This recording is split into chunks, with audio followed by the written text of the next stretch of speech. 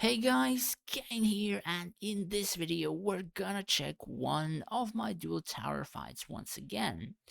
So this fight is going to be against a similar power, or rather a similar core power player while I was climbing the dual tower rankings. It's just that he had one castle level higher.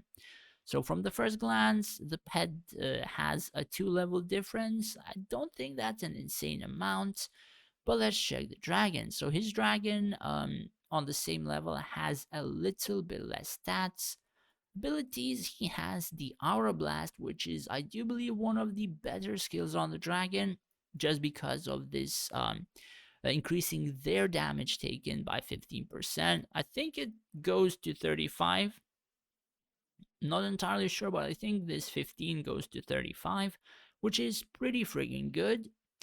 Then I accidentally declicked. Then he only has that one.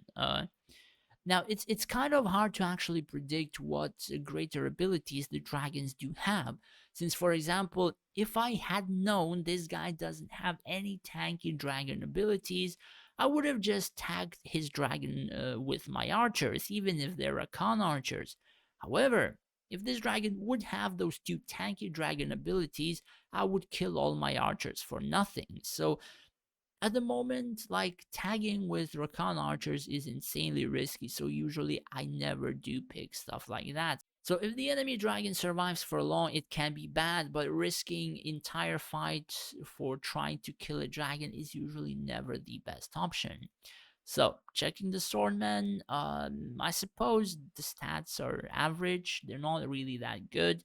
Evade chance is pretty good. Magic resistance is pretty good. I'm not entirely sure on physical resistance, as I think it is a bit low. Healing received though is pretty darn good, I suppose. So archers, I think they have a pretty decent number of attack. However, they're tier 17, and I don't think, yeah, they don't have the imbue, so they can be quite a bit higher.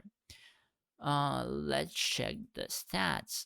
So he has 72% crit rate for human archers. I think that's quite a bit low. He has a decent accuracy, over 200 crit damage, which is good. And yeah, I suppose the crit rate should be a little bit higher, at least on human archers. But the crit damage is I suppose decent. At least his archers are not as tanky as mine, so he should have better equipment. So checking the core, or rather the main heroes, Draconic Storm, a bit lower attack than my own Nora, from what I can say.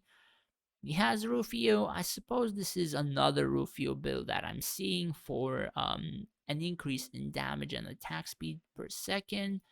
5-star Leo and tier 9 wave power.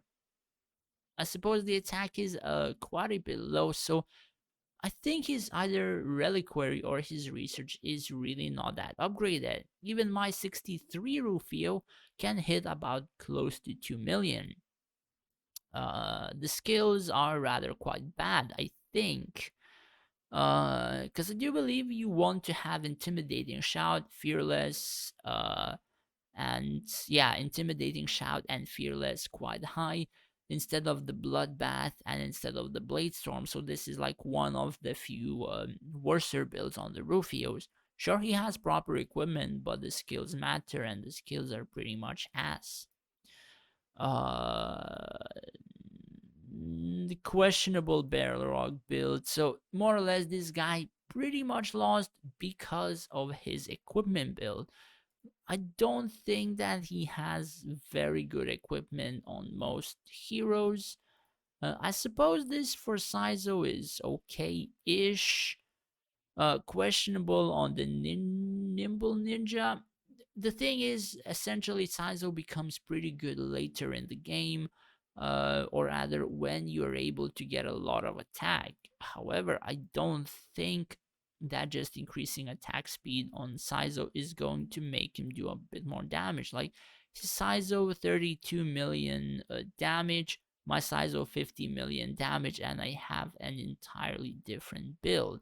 So I have a lot of attack. I have heroic alliance, so I'm not even increasing his DPS in any way. My IGA is 2 star, and my abilities are tier 10 Blood Hunt, level 9, some level in Infiltrate, and 5, or rather level 5 Nimble Ninja. So majority of what I do is the Blood Hunt, which is like most of his damage, I suppose. So what is his race? So he's human. So we have to check Virion. From what I can see, Swordman Mastery is okay. Crusader Resurrection is okay. Not entirely sure whether or not this shouldn't be a bit higher. I think human plays off through morale boost for quite a bit. I'm not sure because I have my effects turned down low whether or not they received a lot of them, and if they did, like this would be a lot better than having levels in this one. Or this one is probably important, but you can essentially just over boost in the uh, ability points and increase quite a few of the abilities to higher levels. So I'm not sure if he has done that. I'm just more or less contemplating. So Avalon is decent. I suppose his command can be a bit higher. I'm not human, and I already have like 250 command myself, and I have Ardent Tower at level 10. So that is like one of the few things. I suppose he's running Rax for full stun build.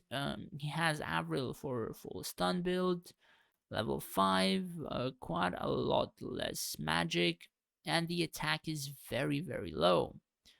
Valerie, attack is very, very low. He has 4-star artifacts, so that is pretty decent.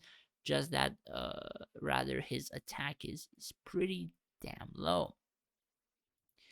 Now, I suppose he does have a lot of these Drake sets. So his formation. Now, again, people are running a lot of the heroes in the front line. So basically, he has one, two, three, four, five, six, has 6 heroes in the front line. So let's check. He is from round 3490. So he is, I think, 2, 3, 4 months older than me, like 2 or 3 months older than me, which is rather quite surprising. So let's jump into the fight. Let's see. So I've gotten his burst side, I suppose. His Rufio and stuff like that. Some of his archers, Nora, and at the same time, I forgot to do 0.5 speed. His Rufio jumped, as you can see. My Rakan archers took damage. My Valerie went into the invincibility. I think Rufio procced invincibility just on his jump. He did a spin.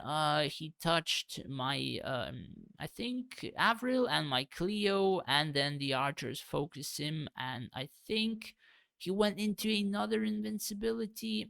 And again, I activate my archers one after another just because they're getting healed. And if Rufio doesn't really kill anything, the archers just kill him with AoE. And that is what is always happening. And that Rufio, he didn't really have a proper build, but again, he's facing Rakan archers. So even if he would have maxed other stuff, the damage that Rufio would have done wouldn't really had made too much of a difference. And essentially, I would have out healed the damage. And pretty much, he's not damaging my stall side at all. And even my own stall side is kind of damaging his swordman in the shape of the Basric. And essentially, my burst side, I do believe I lost Avril. Yeah, she's here, and I have lost my Valerie somewhere, as I don't see fireballs. So yeah, uh, I do believe his Valerie did snipe both my Avril and my Valerie, which kind of made the fight last a bit longer. Because I do believe currently on my own field that my Avril and my Valerie are the strongest heroes. So it was kind of unlucky, but pretty much the healing and the damage that I had on my burst side and the survivability and stuff is like one of the reasons why I have won the match and why my major heroes like did almost free call. Usually they don't do this bad because they are able to survive, but sometimes it just happens and they get sniped. However, like these Rakan archers are friggin' overpowered insanely. Like I have so many buffs on those two Rakan archer squads, and if I manage to overheal them and outheal the damage that the enemy is doing with their Avrils, with their Rufios and stuff like that, one of those squads just entirely takes over the match. Like even another squad isn't doing that bad, comparing to like 60 million on the stall side. So as you can see, like the damage differences, like the stall side doesn't have that many buffs, and then you have like two overbuffed Rakan archers, and the damage is friggin' bonkers.